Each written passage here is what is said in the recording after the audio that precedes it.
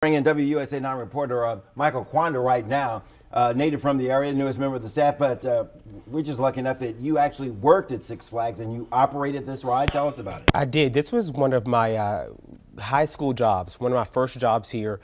This is back in the Gotham City area of Six Flags, which is in the background if you all have ever been there. The interesting thing about this ride is that when it is where that coaster is stuck right now, if an operator was to press the emergency stop, it would not stop until it gets until the waiting area. At least that's how it was operated when I was there. And so I know that it's very unusual, or for at least when I was an operator, for that ride to be able to get stuck. So you're saying that the operator may not have stopped it. It may have gotten stuck on its own. Exactly, exactly. So, and that was one of the interesting things, because you do have those manual overrides where you can stop it, but again, it's usually designed to operate that way. I was going to say, when we talk about stuck, are we talking about the computers kicking in and stopping it for safety reasons, for speed or whatever, or is there a malfunction, an equipment malfunction here? What does it sound like? And again, we don't know exactly what's going on here right now, but usually for what the operator may have been able to control is something that starts at the very beginning and at the end of the ride. So like usually you'll see that for a lift, or at the ending where it's slowing down. So usually when it's in that kind of course, it usually just keeps going until it can get to a point where it can stop safely for those people. So you know this ride. You're taking a look at the same video we're all looking at. Yeah. Can you give us some indication at what part they are into this ride? And what does this ride do? We've been reading that it's an extreme ride, that there are lots of twists and turns, and it's not for the faint at heart.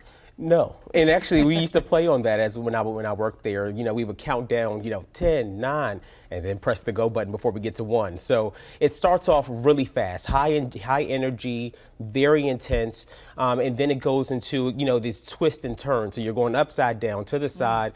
It just sends you all over the place, and then kind of slows down once you get to the end again too. So this is what we used to call that the spaghetti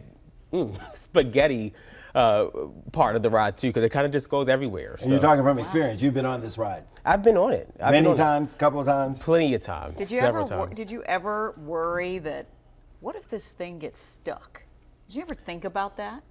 It's something that I think that they trained us for when I did work there, that sometimes the rides would get stuck, and sometimes you would have to call maintenance and things like that. But they were very cautious about putting anyone in any kind of harm's way, at least when I worked there as well. So they would make sure that they do things to make sure people are safe. Tell us about the training, the protocol. Okay, so you see the ride stop where it's not supposed to stop. About 150 feet up in the air. What do you do as a trained operator? Yeah, the first thing you want to do is make sure the guests are taken care of. They're calm, they're safe, and that they're going to be in a good situation. And then you want to get on the phone, call your managers, call maintenance to the area, which you can kind of see them down on the ground right now in the infield, where they don't even allow customers or people or someone that was in a position I was to be in that area right there, because they are really big about safety and really big about letting people know what's going on and reassuring them that they are going to be able to get them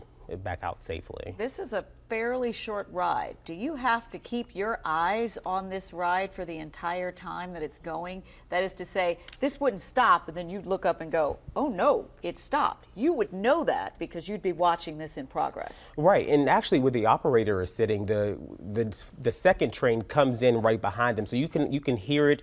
You're in tune with those senses. So I would imagine those workers were realizing, okay, something might be going on here when they didn't see that train come back in exactly when it did. Well, now that it's still waiting there too. So. Are you able to talk, as the operator, are you able to talk to the people in the cars that are stuck up there?